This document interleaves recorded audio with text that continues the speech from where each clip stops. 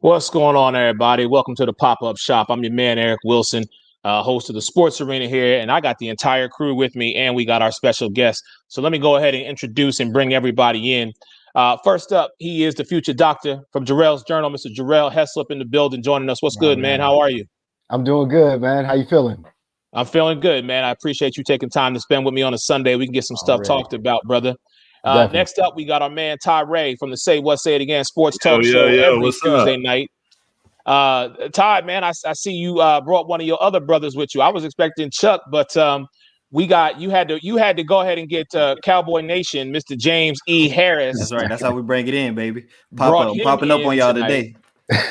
Unbelievable. I was not expecting this. I might have to tag my brother Alex in and sit this one out. I don't know if I can deal with James talking about the Cowboys all the doggone time. Whoop, whoop, the star, baby. It's all about it. And we're gonna step on it too. Just remember that. Okay, there they go. Well, we got our special guest in the building. We're so thankful to have her on the pop-up shop today. Live with KNN, it is Miss Kelsey Nicole Nelson in the building joining us. Kelsey, thank you so much for being with us on the pop-up shop. How are you? I'm great. Thanks for having me. But you guys did not tell me you would have a Cowboys fan in here. You guys know I work for Washington, so it might be a lot of love hate. Oh, trust me. Like I said, I might tag myself out. Oh, no. I'm going to let my brother Alex Fleming, let him hang out with y'all for a minute and do what y'all do. Jarrell, man, I'm going to let you do your thing, and I'm going to let Alex sit in here. Awesome. Look, we got to wait for Alex, man. Absolutely. There you go. There you go with that big smile on his face. Hey, I'm at a home Super Bowl. Why would I be upset? I know that's right. And we are here. We made it all the way to we are at Super Bowl. So let's get it. Y'all ready for this, man? With Sports Talk Barbershop Phil. So we had a lot of QB shuffles, and we had a big move happen yesterday with Matt Stafford from the Lions going over to the Rams. And in return, the Rams get Goff and 2 first-round picks. And is that correct? Yeah, and the 3rd round pick for this year. And a 3rd-round pick. What is y'all feelings? Who is the winners and the big loser in that one? Man, I don't know. I think both teams lost because the Rams got $22 million in dead cap space, and the Lions got $19 million. The one thing I found interesting was the Rams haven't had a first-round pick since 2000. I want to say 16. They haven't had a first-round pick since 2016, and I think that's just crazy. Maybe they just don't value first-round picks the way the rest of the league does. Yeah, I would say it kind of seems like more of the same, right? I think that both quarterbacks just needed a new start. We've seen Matthew Stafford. We've seen him in Detroit. It's more Detroit. Detroit Lions fans know they're not going to do much, right? They just know they're playing football. Maybe they'll win some games. Maybe they'll lose some games. And then Jared Goff, we saw head coach Sean McVay was not sold on him. So I think both these quarterbacks get a brand new start, a new fan base. Hopefully they prove themselves. But I'm like you guys, I don't know if there's really any winners or losers in this scenario because I think both teams now. But I will say the Rams with their defense, if their offense can do something, I think the Rams are a team to watch. But Detroit is Detroit. I'm sorry, and I hate to pick on them, but Jared Goff still has a lot to prove. Mr. E. Well, what's your views on it? Okay, Jay. Oh, okay. Well, it's I'm with y'all on this one. The swap, I didn't really see why they even did it for the Rams. I would have tried to get Deshaun Watson if I could, but Matthew Stafford, he been in the league a while. He's still 0-3 in the playoffs. He haven't had no significant wins to me for them to swap for him. I actually like Goff with them. If a healthy Goff, I think they can possibly make it back to the, probably to the Super Bowl. At least they beat Seattle this year. So I like Goff. He was hurt also. So I don't see why they even swapped it. I'm gonna be honest with you. But now quick question. Am I a hater? I really like Goff to the Lions, but in return, a broken up Stafford that can't retain the whole season. Am I the only one thinking that? I don't know, Jarrell. I believe you are the only one thinking that because I think the Rams won this. Yeah, I think if Stafford is healthy, I think Stafford is obviously better than Jared Goff. Yeah. If I may, the Rams won this transaction. They easily won this transaction. Let me tell you why. They're in contention. They're in the NFC West. You got to think you're facing Kyler Murray, maybe Jimmy G. He might get shipped out, but Russell Wilson twice a season. The Rams made it to the playoffs with Jared Goff and this guy named John Wolford. Cooper Kupp, Cam Akers now opens up on the running game. As a matter of fact, Stafford gets something that he hasn't had in a while. 2 good wide receivers and a running game, a stable of running backs, because you got Malcolm Brown and you got Cam Akers, who just exploded in the playoffs. Bro, that defense is ready to win now, and you're in the NFC West. 2 already made it this year. And as far as Detroit is concerned, bro, I'm with Kelsey. Detroit is Detroit. I'm from Chicago. Detroit's been pathetic. The Tampa Bay Buccaneers have more NFC Central titles than Detroit does. 0-2 in the playoffs. They fired the best coach, Jim Caldwell. Now they're retooling. Dan Campbell as a coach. Look for Anthony Lynn to take that over in 2 or 3 years. Bro, they gave away picks. The Rams haven't had picks since 2016. Thank you, Tyree. Rams won this, hands down. Now, y'all brought up something very, a big move as well. Where will Deshaun, big time, Showtime Watson go? What do y'all think is a good fit for him? Because I would love to see him come home. I know y'all remember. You gotta stop it, man. I'm dead serious. What? I'm dead serious. Y'all remember Hustle and Flow? Come home, man. Come on, DJ. We need you, DW. Come home, man. So what do y'all think is a good fit for Deshaun Watson with him, forcing the hand of the officials in Houston to force a trade? And they're demanding a lot. They want 2 first-round and 2 second-round picks for him. Jets. Jets use a lot. I mean, I think obviously the best fit for him is the 49ers. I knew you were gonna say but I already knew you were going to say that. I mean, it's obvious. But if he was Echo. not really. You just need to stop. I'm just saying the 49ers, man. I think that's the best fit. But if I was him, I would another team I would probably look at too, man. And I know he probably hasn't mentioned his team, but I think the Oakland Raiders, with the weapons they have, Waller, Ruggs. I mean, I think that would be a great fit for him as well. But I think the 49ers is the best fit. Vegas Raiders? Vegas? Yeah. Vegas Raiders. Vegas. I don't want to Go hang out in Vegas, man. MGM. I think the Jets have everything that you need in order to pull this off. If you can get 2 first-round picks for Matthew Stafford, I'm thinking you're going to need a lot more for Deshaun Watson. You can get rid of Darnold. You can give him the number 2 pick. There you go. Get your quarterback. They have the number 18th pick available, and that 3rd and 4th. I mean, you can get a king's ransom for Watson. You got Denzel Mims. You have a running game with P. Ryan. Robert Saleh is defensive coach. You'll get C.J. Mosley back. You're in a good position. Fix the offensive line. The Jets can beat. I mean, you only got to worry about the Bills and the Dolphins. And Tua doesn't scare me unless his arm gets a lot better. And the Patriots, they're finally dead. Go to the Jets because you're not going to go to the division. They're not going to trade you to Indy. That's a pipe dream. We're not going to see you twice so you can scorch our franchise. They're going to trade him somewhere outside where they hardly have to play him. Yeah, you make such a good point. Alex is right. If that offensive line can be fixed for the Jets, I would like him with New York. You don't want to see him get broken behind that offensive line. But look, the Jets only have up to go. So I would like that. But I'll tell you guys, in Washington, there's many fans calling for Deshaun Watson here. It would take a lot to make it work, but you have a young receiving core. You have a young Washington football team that just really needs a quarterback.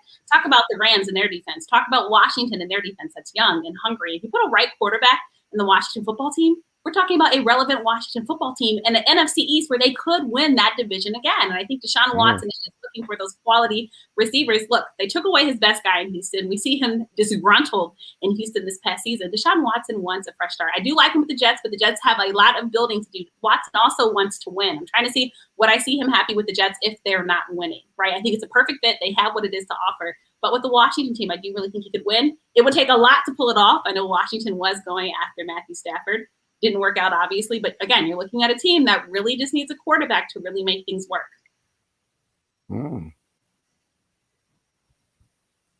We can't hear you, Eric. He's on mute now. Yeah, you're on mute, Eric. So, hey, look, it's because he probably was about to say something about Philly, man, and I think God just won't feeling it. Oh, he was actually agreeing with Kelsey that Washington would be a beautiful fit because he could take over the division gung ho, and Washington's got the defense. He was agreeing with her. Not only that coaching backup would be great. Rivera and Watson, I think that would be a nice marriage. I really do. That's a good idea. So you don't think putting him with Shanahan, the number 1 ranked 4 defense, would be great? Wow. Now, quick question: do you think the relationship with Kerr and the Raiders, whatever depart like recently right now, like they're in love with that guy. Yeah. I mean Carr. Carr? Yeah. I don't think they're in love Deshaun with Watson. him. I don't think wouldn't they're in call that love love. with him. I see that Yeah. Ike and Tina. I believe Yeah, I don't see that being. I don't see them being in love. Because they talked about possibly trading him last year, and then that was deaded. Management came and stepped in and said, "This is our guy." So that was my question for that. But I also heard that Miami might be a good look for him, and he wants to go to Miami as well. And I see them up and coming with a lot of cap space. If I was him, I would want to go to Miami before the Jets. This is my opinion, though. Miami Why is was that? bad for him. That defense is a pretty good defense. I think Miami's really just probably a number one ranked wide receiver away from being a contender. I think with that defense.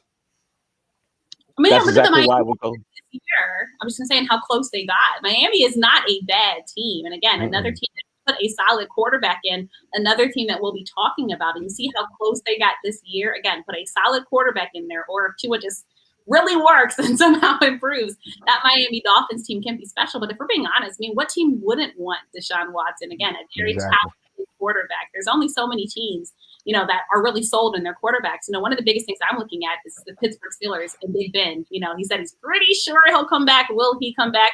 You put a Dwayne Haskins in there, who we weren't sold on in Washington. I get the size fit for Big Ben. Big guy, can throw the ball, just really needs to develop. But I mean, so many teams have questions, and I'm sure many are scratching their head and seeing if Deshaun Watson can work and if they can make it work. Because again, a proven guy. I mean, he's athletic. He can throw the ball. He can move. Deshaun is every coach's dream. But as long as he has receivers and weapons, then he's going to shine, I think, wherever he goes. Yeah, I don't believe he's going to go to Miami due to the simple fact that Miami's already ripped them off not once but twice. You got to think Miami was the person who pulled off the deal with the Laramie Tunsil, Kenny Stills trade. Now, that's why Miami has the third pick, and Houston doesn't have a first pick in this year's draft. You're just going to give your team away because they don't want to play in Houston anymore. That's why I don't believe the Houston organization is even going to touch Miami. You already got the number 3 pick. We overpaid for Laramie Tunsil. We got a bag of chips for DeAndre Hopkins when he got sent to Arizona, and Houston's no longer competitive. So, no, you're not going to keep ripping us off. What you think, James? I'm with Alex, man. I think he should go to the Jets. I'm all about the bright lights. I am about bringing that fan base in. So I definitely he'll bring a big fan base to New York. And with everything Alex said, I think he should go to the Jets, man. So you don't want him? You don't want him in Dallas? I got a quarterback. I'm with you, man. I know that's right. Now he's gonna get his money this year, right? They're gonna sign him to that 1-year deal again to see how he is. So that's $37.7 million. Let him keep doing the 1 year. Yeah. That works for him. Yeah. I know that's right. Now I do have something I really wanted to talk about with all of you, especially with Kelsey, Alex, Jay, and Ty. Now, it was a big push from social media about what's going on in Seattle. We had one of the offensive linemen that was released and waived after learning about he beat his girlfriend, not wife, but girlfriend. The team tried to keep it under the rug, but social media brought it up.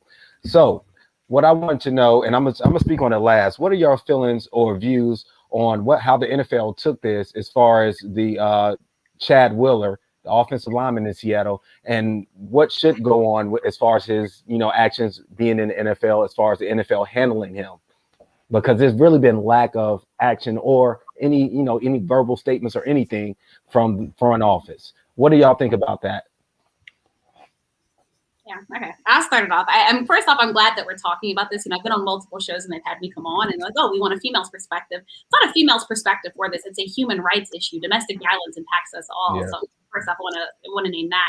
And I'll go back to a little story. I was here in Baltimore covering the Ravens when the whole Ray Rice incident happened. And I remember how crazy that got and how big that got. And we can all remember that video that came out, which I think even still to this day, is like still a shock, right? That happened. I remember the Ravens doing a jersey swap the line was around M&T Bank Stadium for fans swapping in their Ray Rice jerseys to go and get another Ravens player's jersey. And lo and behold, domestic violence isn't new to the NFL. It's not new to sports, right? It's unfortunate, but it continues to happen. We've all had to do this story so many times. I think we keep asking, we saw an example made of Ray Rice, right? There's kids now growing up who probably don't even know who Ray Rice is, because literally it's like they've almost erased his name from the history books. But saying all that to say, Chad Wheeler and the fact that, we've had to ask for a mugshot, the fact that we haven't seen action from the NFL, and they're saying it's a new culture change, they want to do things right. Well, they had a chance to get this right. And again, I know it's the allegations, but we saw the pictures, we saw the police report, we saw what was said. And the fact that there's no anger, it just makes you feel like, does the NFL, do they value women over players? I don't care how good you are on the football field. Wrong is wrong. And the fact that we're asking for answers, the fact that it's not a trending story. When I'm cutting on my sports news, no one's talking about it. But for many players, we can go to guys in the NFL now who have been in domestic violence cases. And a lot of them, those guys, when they look like us, that story doesn't fall, right? It's always there. It's always there. It's always following. And so you're literally Googling to find information on it. And so I think it's very unfortunate, one, that it happened. I should have said first, actually, hearts and prayers just lost the victim. Very glad that she's alive to tell this story. And I really hope that other people, men or women that are impacted by domestic violence, can speak up and speak out so we can name these people. But I really hope due justice is served. But if he's signed by another NFL team, I think that's going to be a slap in the face to everyone and all the work that was done, especially post Ray Rice incident for the National Football League. But yeah, the fact that it just seems like he's out on bail, nothing's happened, just easy breezy. And like you said, that it was kind of hidden under wraps. It's like, do you value not only women, but just humans? Again, this happens to both men and women. And the fact that it's a story that we're still searching for. And that social media, thank gosh, had the power to make a larger story. So networks were pushed to talk about this issue. It's still just sad. So I think we're all just watching the NFL. We wanted them to act swiftly. I think we didn't see it act swiftly, but I still think they had a chance to make this right. And I hope they do it very soon. Alex, what about you, man? I know that was okay, so I agree with her wholeheartly. I don't believe it got the attention that it should have, but let's not lie. It did get attention. Once someone learned, they tell two friends, so on and so forth. And the second I saw it, I'm going to make sure that, this guy's a star. Let it known every circle, everywhere I could go. I was actually shocked that when I checked Adam Schefter's page after he broke news of it, that there was about 1,400 people who thought this was funny. Yes. Now, I'm thinking, you got O.J. Simpson and Nicole Brown. I don't think too many people see that as funny. She spoke about the Ray Rice incident in the elevator. And although that is a touch of a different circumstances, I don't think people found that funny. Yet when they see an African-American female almost being choked to death and some guy going back to dinner, drinking a smoothie, wondering if he killed her or not, and you see 1,400 people think that's funny, we have a problem not only in our system, in our criminal justice system, but in our society. This is America. It's a microcosm where you could be trashy and get laughs about somebody else's dismay. He was a fourth-round pick. That's another reason why he didn't get the Ray Rice treatment or maybe the Ray Caruth treatment. First round, fourth round, a little bit different when it comes to the money. He was arrested 2 days afterwards, mind you, but he was arrested and $400,000 bond. Now, fourth round pick, yeah, he got money, but that hurt his pocketbook. Fourth round picks don't get contracts like that. And he's more than likely done in the NFL because I'm pretty sure if the legal justice system doesn't get to him, there's quite a few brothers that he lines up against him on the defensive line that would have something to say or could injure him. He was off his meds. Apparently, that's the go-to. He has mental issues. Please get some help. You know what? Whatever. They charged him. They booked him. So we have to let due process go. NFL needs to do better. Not only in communications, domestic violence, coaching, diversity. It's just we're watching the modern day gladiators. And as long as the gladiators are fine or don't worry with our entertainment, people really don't care. But no, trust me, I did my best to spread the word. Ray, Jay, what do y'all think about it? Yeah. I think Eric was saying something. I wasn't sure if y'all can hear me, but if you could, I'd like to just speak on this really quick. Yeah. And I'm going to take a route that is not PC, if you will. So I'll preface my comments with saying this is my opinion and does not necessarily condone what this pop shop is about, but it is free speech. So I'm going to say what I want to say. the fact that this white man damn near killed this black woman and it's not getting the attention that it should have because of what Kelsey and Alex both beautifully executed is just very depressing to me that in 2021, these things are still continually, even when they're brought to light, they are still not given the true justice that it needs to be said. This man needs to have his ass whooped, okay? He need to be taken back to the woodshed, let 4 or 5 guys handle business, and then let's see if he sings a different tune about bowing or having someone bow to him. It bothers me in the sense that I think all of us can say this. We were raised by black women. We were taught how to respect and love and treat black women. Not just black women, but women in general. So when things like this happen and it's not given the true attention that it needs to be given, all that I go back to is I just keep using 2 simple words. It's white privilege. So I thank y'all for that. I just had to get that off my chest. Jay, y'all got anything y'all wanted to say about it or anything? I mean, I feel like everybody else already pretty much said everything, man. It's disgusting to me, man, that something like that can be allowed to happen and nothing not happen, especially what happened to Ray Rice. I think he should be suspended indefinitely. I don't think he should ever be able to play in the NFL again. I mean, Ray Rice is not allowed to play in the NFL again, so I think it should be the same treatment, honestly. Yeah, y'all said it best. But why he ain't getting attention is he's a lineman. And the rest of them, like Ray Rice, he was a running back. He was a star of a team. And just like Kareem Hunt, when he kicked that girl that time, you see how big that blew up. That was bigger than this. A lot bigger than this. And he kicked the girl. You know, that's no excuse either. But like you said, Eric, man, white privilege, man. So he was a lineman. Nobody knew who he was. And it came to light. They showed the pictures. But if he was somebody else, I say if he was another quarterback or something, it'll be a huge thing. But I don't think just because nobody know who he was, that's why he ain't getting the attention it is. But what I'll say to that, James, is this: when guys like we saw what Greg Hardy did, and he was on the defensive side of the ball, and they called him out. True, you know what I'm saying? Yeah. Pac-Man Jones for all of his transgressions and everything that he did. Vontez Burfict. The list goes on and on. I want to say. Go ahead. DeForest Buckner. Was it DeForest Buckner? DeForest Buckner, another one. Yeah, there were several other guys who weren't spotlight guys. Right. But it was because they looked like the 6 of us. Exactly. Then they got called out and all their business got put on Front Street. Right. You know what I'm saying? Whereas this guy, okay, 4th rounder, offensive lineman, no one knew his name. No, somebody knew his name. Because if no one knew his name, we would have never heard about it. It took someone actually stepping up and saying something. And whoever it was, I thank you for bringing this to our attention, because what annoys me more than anything is when our sisters keep getting hurt and no one's doing a damn thing about it. When women keep getting hurt and no one steps up to handle it, that's a problem. That's a problem that it doesn't set right with me, and I can't be politically correct about it. Because if it wasn't for a woman, I hate to sound like Tupac, but if it wasn't for a woman, damn it, I wouldn't be here. Yeah. Okay? Yeah. He said it best. Yeah. God made a woman. We came from a woman. Why don't we take care of them? That's now real quick, because as soon as this is what I do. Alex, I appreciate you. I was at work. And I saw the same thing. I saw Adam Schefter, break the news. And who do I see comment come on? Why is this funny? It was my man, Alex. So I, started to get in and dig into it and look some more into it. I'm seeing the face. I didn't know what was going on. So then I, read about everything.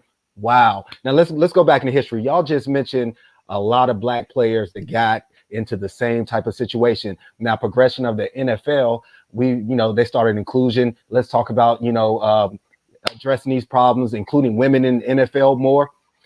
Now let's go back a little. Do you recall Josh Brown in New York, the kicker? Oh, yes. Y'all don't. I do. Yep. I remember. What about Big Ben? Yeah. Big Ben came out in 2005, 2009, not 1, not 2. Not 3. I'm talking about 4 women that he possibly sexually assaulted and then settled under court. So this kind of reminds me of the Sandusky type environment. And what I'm talking about with Sandusky is when you have athlete that is not black per se, but is inside the organization and that is vital to the organization, they will cover up the culture of that organization. And that's exactly what's going on right here. So it's disappointing and hurtful that it's not being addressed as big as the black players that we've seen in recent, news.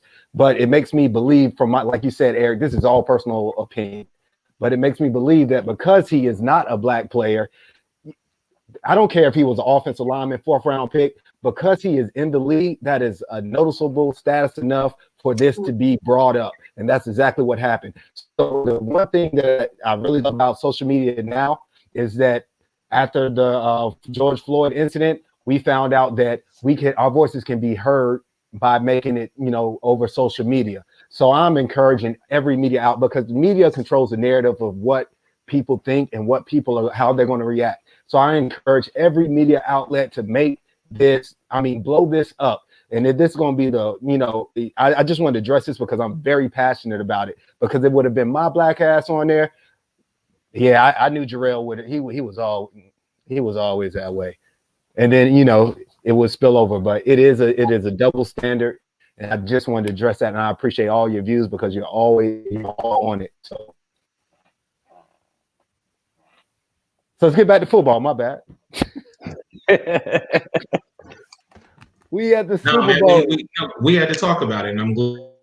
Yeah, and I hope we inspired others to talk about it, because like Jarrell said, I think you just hit the nail on the head. If you're a football player, I don't care if you're in a newsroom, I don't care if you're a 1st round pick, I don't care if you were the last pick. You are a football player. You are a prominent figure to many. And so I think if we're not calling it out, and we have to address it, and I want it to go beyond just black media addressing it, we need to make sure that we call on our mainstream media to also address it. Because again, this is a human rights. It's a national issue that hopefully one day in our lifetimes we won't have to talk about, because hopefully one day it won't be a problem. And last thing, go against the Shield. I'm calling you out. I know that's right. The NFL really needs to pick up the ball. You dropped the balls too many times, too many instances for this not to be addressed quick as Ray Rice was. So, Raj, everybody else. True. To me, they made a way bigger deal about the Zika situation. And that was, that was allegedly. It wasn't like it was a whole lot of proof. It was said that it was some lies, but they made a way bigger deal about that situation. Ty, why are you always talking about Dallas? That's a recent situation that happened. What was that, last year? He was suspended or whatever? Listen, Dak got in trouble because he was partying on his birthday, and they talked about the fact that he was around people. But I don't want to talk about Dallas either. Let's get back to football. Hey, you want me to talk about the Washington football team? They got my man because he was at the strip club. They did Dwayne Haskins like that too. Yeah, they got my man was at the strip club. Now he got picked up by Pittsburgh, I saw, right? Pittsburgh, yeah. So I hope Pittsburgh is able to help him kind of reinvent himself, because Alex was very much in the brother's corner more than I was. I just didn't see it. The eye test was not there for me. So I hope he proves me wrong. But I'm glad that he's with somebody in an organization that believes in him and is willing to give him that second opportunity. Have we ever seen somebody get cut like that after their second year, though? I don't recall. A top pick like that after their second year? That's crazy. Yeah, but you have to look at with Haskins, right? A new coach, right? He had a chance to prove himself. We saw him lose the weight during training camp, and Haskins had his chances. I'll put that out there. But yes, we want to see him further develop, but you're also looking at a team that needs to get back into a winning culture, quite frankly. DC is a very hard market. The fans have been hungry for a win. Their last Super Bowl was prior to when I was born. So you're talking about a football franchise that is waiting, right, for greatness.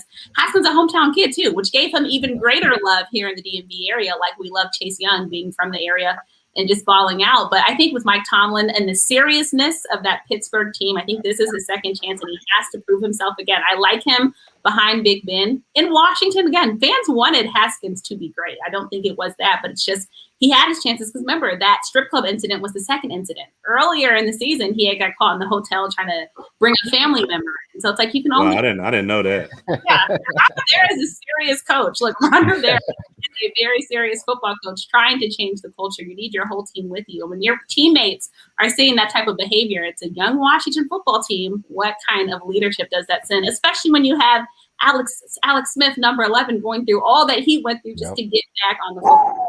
I do have to say that for Haskins, but I do want him to succeed in Pittsburgh. I think it's a perfect fit for him in Pittsburgh. Again, Mike Tomlin, playing behind Big Ben. It'll be interesting to see what they do with Mason Rudolph, but I do think it's a bright chance for Dwayne Haskins.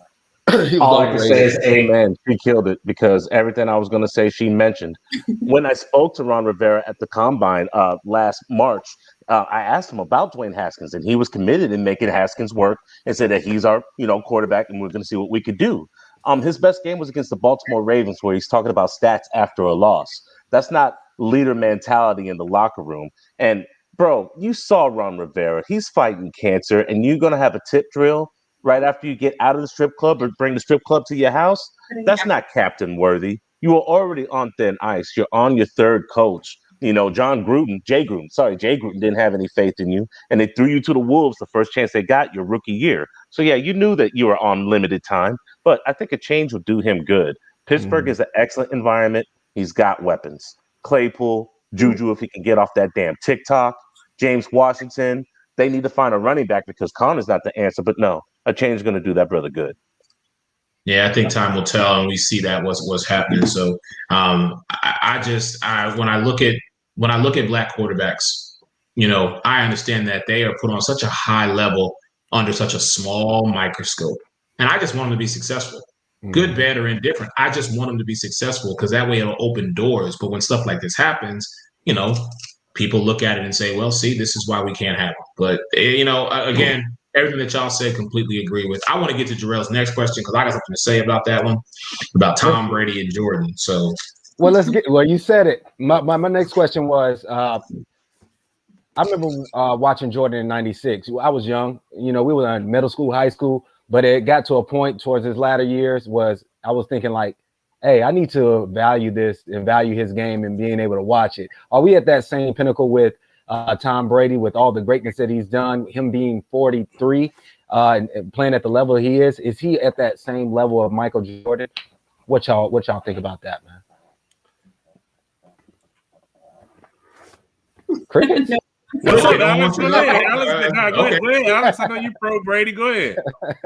I gotta hear this. YES, and let me tell you why. The man's played 21 seasons. This is his 10th Super Bowl.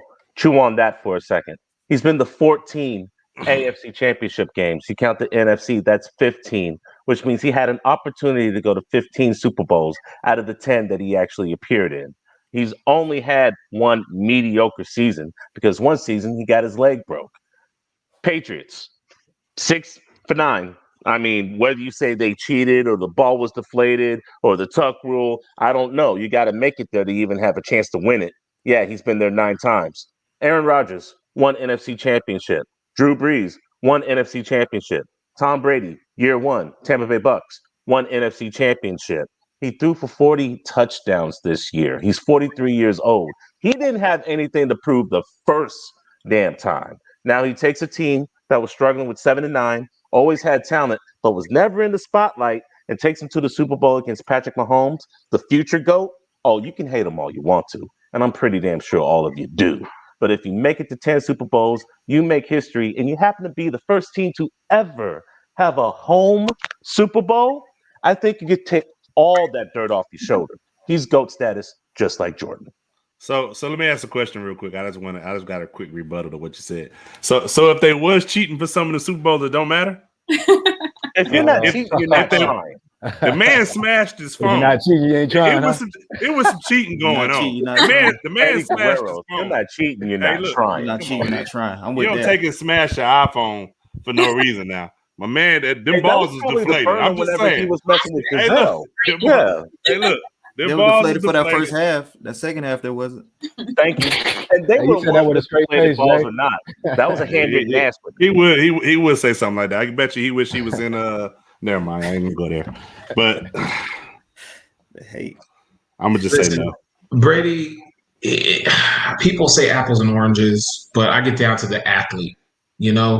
Michael Jordan played his whole career, the majority of it, in Chicago. I don't count his years in Washington, but they were what they were. But Michael Jordan was a man who, when he got to the finals, it was pretty much a done deal. Mike said, "We doing it in 6. There will not be a game 7." And he proved that each and every time. The man took 2 years off and came back, or 18 months or whatever it was, and came back and won 3 more championships. Brady, 20 years. I thought he was going to die a Patriot, but apparently he decided that he wanted out.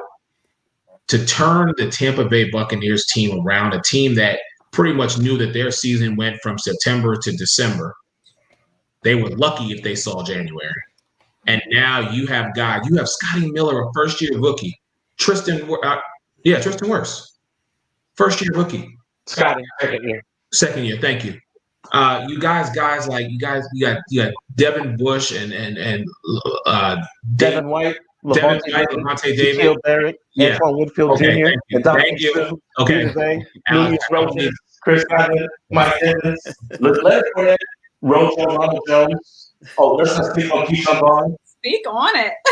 Yeah, this is what he does, Kelsey. Please believe this is what he does. Each and every opportunity that he gets, he speaks on it. I just have to look at it and say, are we putting Brady in that same category as Jordan?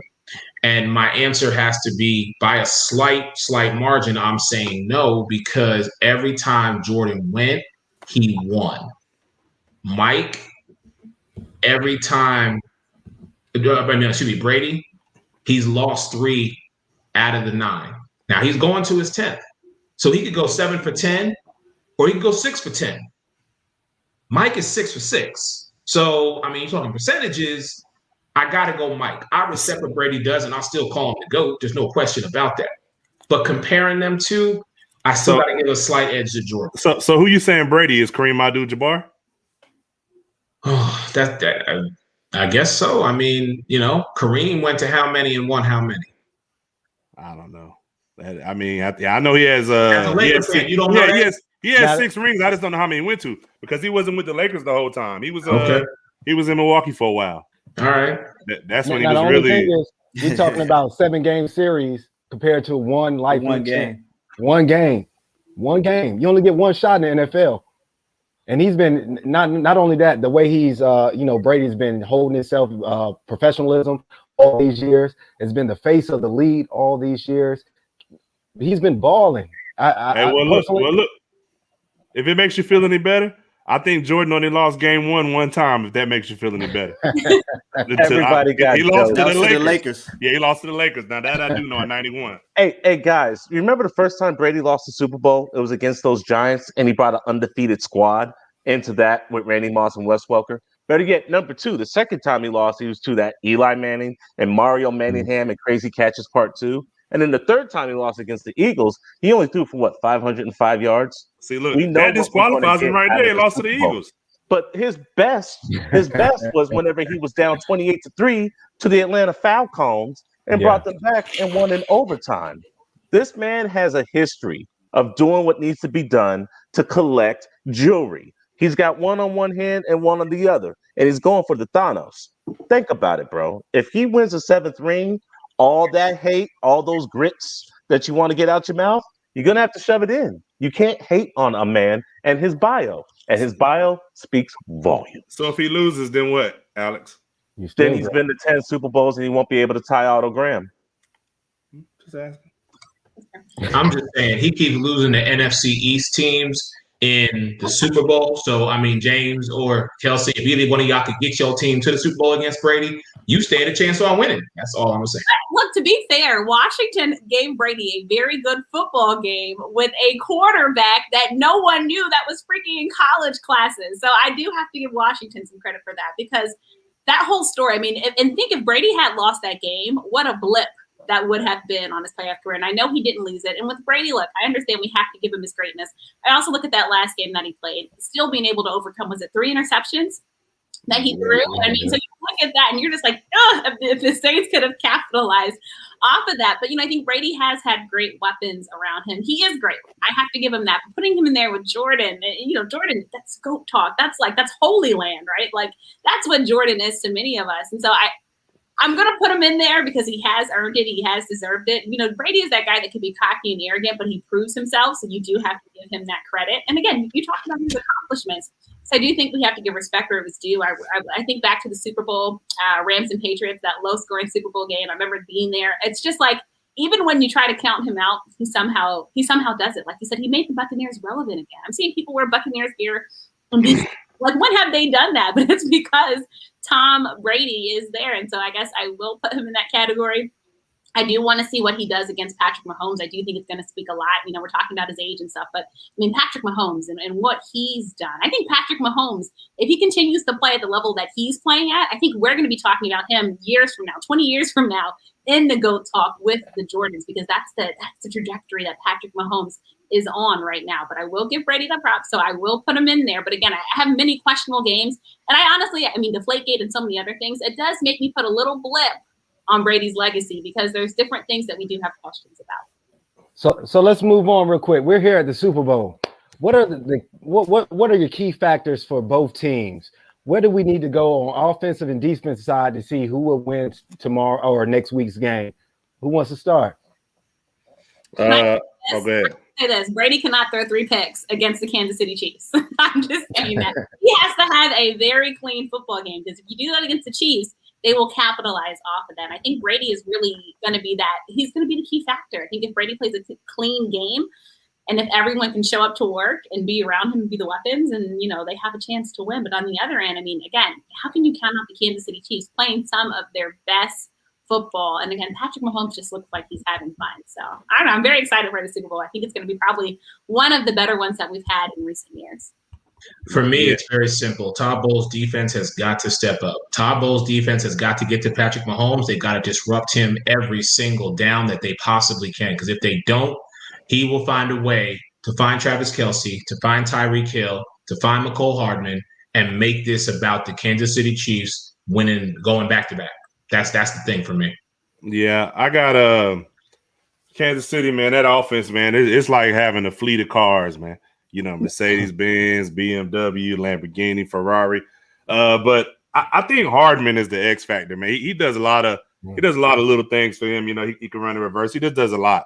On defense, I think the X factor is Tyrann Mathieu, the Honey Badger, man. He just all over the place, man. If he can make Brady make mistakes, I think I think he'll be big. And then for Tampa Bay, I got Fournette. Fournette got to run that rock, man. Fournette.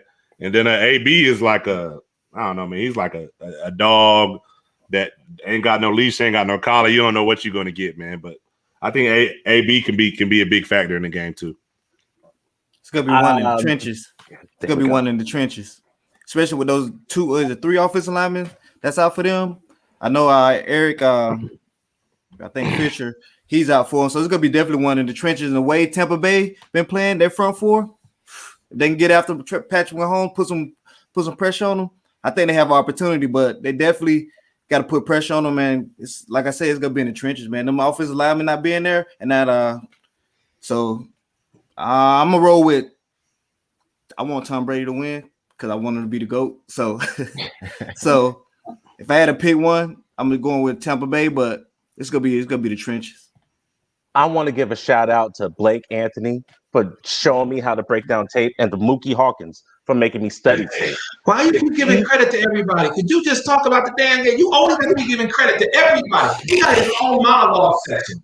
Because they make me see things I didn't see before. The key to this game is going to be the running game and the linebackers. It's on the linebackers. Due to the fact that Tardif is out due to COVID-19 because he's saving lives, and the torn ligament to Eric Fisher, I was already telling you guys that Kansas City left side, that side was kind of leaky. Yeah, well, now it just sprung a leak. Officially, Levante David, Shaquille Barrett, and Devin White is going to have to try to use that and manipulate it so that way it could stop the running game and apply pressure on Patrick Mahomes. Put some heat on this man so he doesn't have time to throw deep to Tyreek Hill. On the opposite side, the best way to stop Patrick Mahomes, keep him off the field. Keep him off the field. Tricky link the ball down the field with Leonard Fournette, Rojo. Don't be shocked if you see a Shady McCoy signing and Keyshawn Vaughn. Put them in situations where Chris Jones won't be able to beat down on Brady trying to go against Donovan Smith because they're too damn focused on stopping the running games. Screens are long handoffs. And if they want to apply pressure with their linebacker core that doesn't shock me, they're not that good. The secondary is better than the linebacker core of the Kansas City Chiefs. They bracketed coverage against wide receivers like Stephon Diggs and Cole Beasley, so that way they couldn't get open for about 4 to 5 second ratio. That's when the safeties dropped up and played that dime coverage. You can't do that against the Tampa Bay Buccaneers. Godwin, Evans, and AB's going to be a key. He's going to stretch that defense. We're going to see how much money Tyrann Mathieu is worth. Run the running game, keep Mahomes off the field, linebackers, be opportunistic, apply pressure, get some heat on Mahomes, shock the world. I'm calling Alex from this point forward to Black Tony Romo.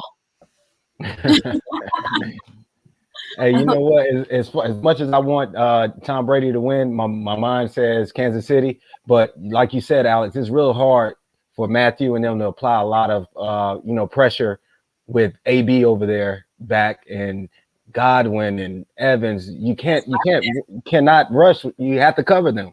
So that's gonna be a hard. You also got bad foot Gronk too, man. Yeah, he might catch one or two passes. He's more for blocking though. Since someone but I mean, he still can in the red zone. He can still do damage though.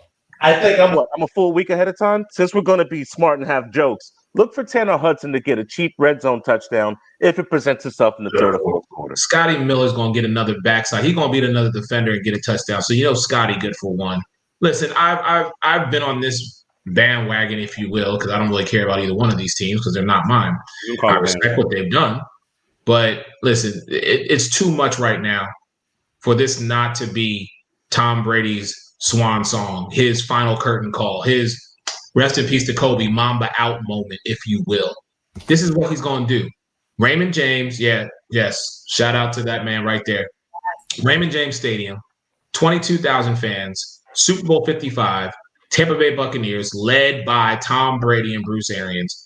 There's way too many things in their corner for Kansas City to come in and wreck shop. I just don't see it happening. I'm not saying they're going to play a bad game, and I'm not saying that anything is going to be lopsided one way or the other. But at the end of the day, Brady is winning his 7th ring. Alex has been saying it since March. I jumped on the wagon in April, and everything has happened. Even at moments where you thought Tampa Bay was not even going to be able to get it done, look at where they're at compared to the other 30 other teams that are not playing in exactly 1 week. So everybody didn't I also say that they were going to go 11-5? Actually, you said 12-4. So everybody's going now for your free read. I think the bigger question that we're not talking about either, if Kansas City does it, what does this do for Andy Reid's legacy? Because just think about that. Adding another ring. Is he in GOAT talk for coaches? Shouldn't have fired him in Philly, but I'm going to keep that to myself. You know what, Tyree? You know what? Why you have to bring that up, man? Why I wouldn't put Andy Reid in GOAT talk yet. I wouldn't put Andy Reid in GOAT talk yet. Would you guys? Now Belichick, I think he's in the lead of his own. I think Andy Reid is having a good run, and he, honorable mention, but GOAT talk, not quite. You got to put Jason Garrett in there, man.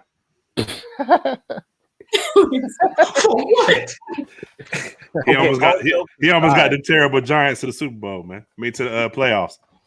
You know what, future Dr. Hessler, all jokes aside, we don't stop and look at the players that are making this happen behind the players, like Eric Bieniemy for Kansas City, or Todd Bowles, or Byron Leftwich, or the lady strength and conditioning coach, or the assistant coach for the Tampa Bay Buccaneers. Hell, Arian's wife is black. You don't wear Kangol for nothing. You got to earn that, bro. Oh, and Sarah Turner being the first female umpire referee for this Super Bowl. That's everything has sparked to make this happen. A home Super Bowl for Tampa. Brady throwing for 40 touchdowns and beating Drew and Aaron along the way. Kansas City missing Eric Fisher, missing Tardif, and Willie Gay, the linebacker rookie that they just went down with an injury. He won't be playing. The stars are aligned, bro. Everybody betting against Tampa, keep that same energy, please. Yeah. Keep that same energy. On so many great points, because one thing that I think we didn't talk about on this show, like you said, having all Black coordinators for that Tampa Bay team, having female coaches, and a time where we're talking about the hiring of Black coaches, right? We're talking about the Rooney Rule, and you talked about Eric Bieniemy on the other side of things. We're seeing the Eagles press conference, and I'm not going to go fully into everything, but saying all this to say, I think if Tampa Bay is able to get the job done, we are going to have a serious conversation about why there are not more Black coaches, why there are not more minority coaches in the National Football League when you have a majority of the players that are Black. When you look at Black head coaches and their track records of winning, again, why we have this question, why every year, doesn't matter how Pittsburgh does, Mike Tomlin, people still want to put him on the chopping block. Like there's so many conversations we can have about this. But again, Black coaches have been proving themselves to win. Minority coaches, you can look at Ron Rivera, NFC Coach of the Year. I mean, there's so many times when minority coaches have proved themselves, but yet we're still asking for not only a seat at the table, but to be listened to at the tables. I think if Tampa Bay wins, again, it's going to force people to have this conversation. I think it's going to help in sports. I think it's going to help, hopefully, African Americans in coaching, but people cannot stop saying they're not ready for the opportunity. Yeah, I mean, one thing that puts it in perspective is the guy that just got the head coaching job for Houston Texans. I think he was assistant for almost 40 years in the NFL. He didn't get his first head coaching job. I think he's 65. So, I mean, that's crazy. 40 years of experience in the NFL, and you just not getting an opportunity. I mean, it's great to get an opportunity, but it shouldn't take that long. He wasn't even They did that coordinator. to try to appease Deshaun Watson. That wasn't a real hire that they wanted. That wasn't a real hire. James Cawley was the wide receivers coach for the 2014 Kansas City Chiefs. That wide receiver core that year didn't score a damn touchdown. All right. So please don't urinate on my back and tell me it's raining when you won't hire Eric Bieniemy or Jim Caldwell, and you kind of want to make this guy McCown a coach all of a sudden. No, that was a slap in the face, and I feel sorry for Mr. Cawley because the cupboard is bare. You're going to lose Deshaun Watson. You just lost DeAndre Hopkins thanks to Bob. You don't have a good wide receiver core. They're about B-. Oh, yeah, and you're without Will Fuller. I forgot about the steroids that he was taking. And your secondary is trash. Sorry. Wow. Makes sense to me, man. Yeah, I told everybody that was the worst job when they were all available. Yeah. And many advocated member for Eric Bieniemy to get the job, but that's a job that I think we probably saved Eric from. Because again, it's a hard. You're trying to ask for a fairy tale to come true, and it just wasn't going to happen. But I think again, if Eric Bieniemy and if the Chiefs pull this off, right, and we're still having this conversation 2-3 years from now about him not having a job, if everybody's not realizing that there's a problem in the National Football League when it comes to diversity in coaching, that's a larger problem. Because again, we have proven coordinators. Eric Bieniemy, what he's done with the Chiefs team, Andy Reid, everyone calling him out in the greatness, other head coaches talking about his greatness. But yet here we are with no one hiring him as a head coach. If I was Eric Bieniemy, I wouldn't want to leave that brand new car lot to go to the rinky dink one down the street. They're selling them beaters, them lemons. Well, hey, look. I spoke about it in Leader of Men, Inherit the Fortune. Why would you leave? I wouldn't. Hey, man. I appreciate all you guys, and thank you, Eric, for doing this for us, and Alex, Kelsey, thank you for coming on. My man Jay, Tyree. Hey, we're gonna come back next week. We got to do it for Super Bowl and talk about what's at hand. But you gonna close us out, Eric?